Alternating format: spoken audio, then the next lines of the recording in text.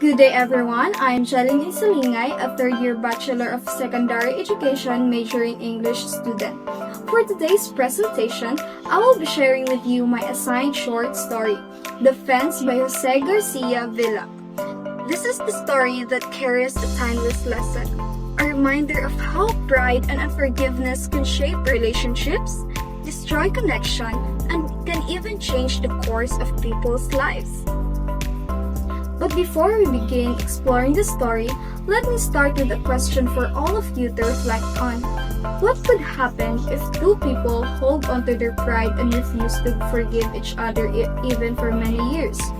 Think about how this might affect not just them, but the people around them, and the lives that could have been different if only forgiveness had been given a chance. This exact question is at the heart of the short story The Fence. But before we dive deeper into its event, let us first get to know the brilliant mind behind it, Jose Garcia Villa. He was a celebrated Filipino poet, short story writer, and a literary critic. Honored as the National Artist for Literary in 1973, internationally recognized for his groundbreaking style, Villa earned the title Comma Poet because of his distinctive views of punctuation in poetry.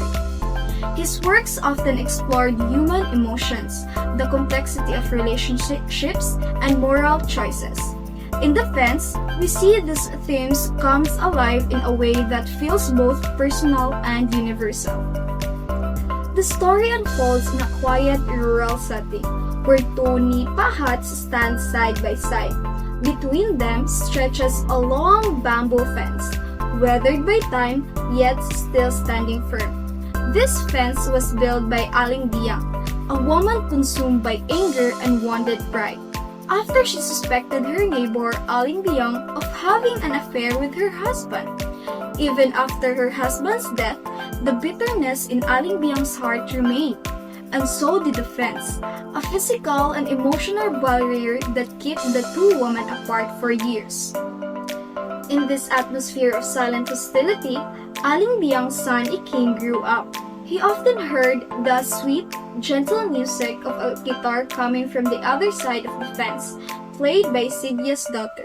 This music stirred something in him, a longingness for friendship, for connection, for a world beyond the narrow space he had always known.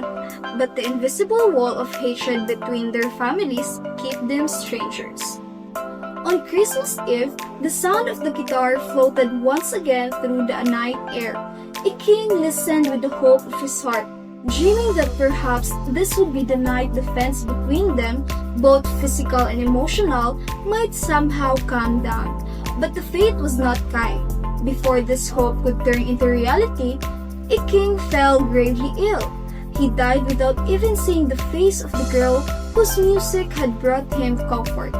And still, the fence remained, unchanged and broken, standing as a silent witness to years of pride and missed chances. Through this story, we come to see that the fences we build in our hearts can be far more damaging than those we build in our hands. They may protect us from hurt in the short time, but over time, they also shut out love, kindness, and reconciliation.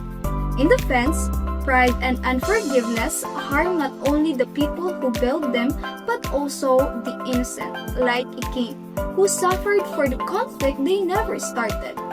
This story invites us to ask ourselves, how many opportunities for connection have we lost because of stubbornness? How many relationships have been left to wither because we refuse to forgive? In the end, The Fence is more than just a tale about two neighbors. It is a mirror that reflects our own lives and choices. It reminds us that walls, whether made of bamboo or of bitterness, do not only separate properties, they separate hearts. And sometimes, the greatest act of courage is to tear down those walls, let go of pride, and choose peace over resentment. Because in doing so, we do not just free our other person, we free ourselves.